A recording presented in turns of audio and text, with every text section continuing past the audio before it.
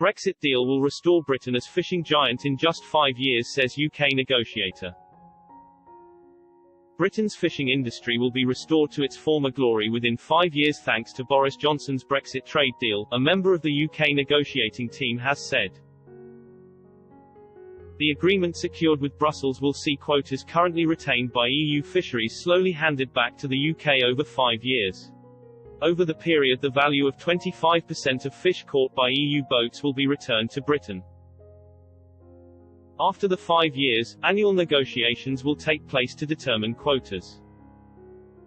UK fisheries will be given a £100 million funding package from next year to prepare the industry for taking back control of its waters. A senior member of the UK negotiating team said the trade deal and accompanying funding package would help rebuild Britain's fishing industry and get it back to the eminence it deserves within 5 years. The terms of the deal on fishing agreed between London and Brussels represented a significant compromise on both sides.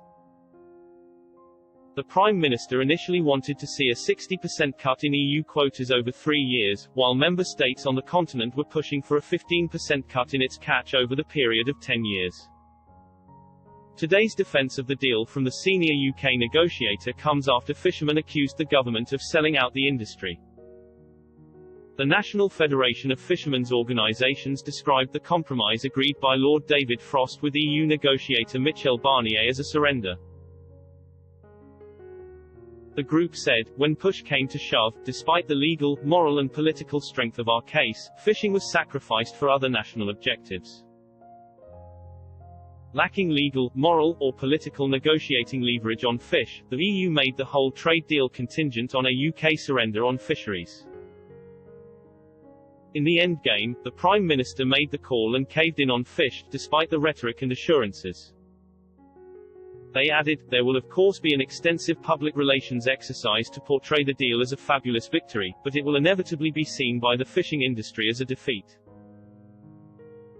While the senior British negotiator hailed the trade deal for recognising UK sovereignty, he admitted the transition period was longer than they had hoped for. They said, in an ideal world we would have liked that to have been faster, but that is what we were able to agree. At the end of that period there is full control and normal, annual negotiations on foreign quotas.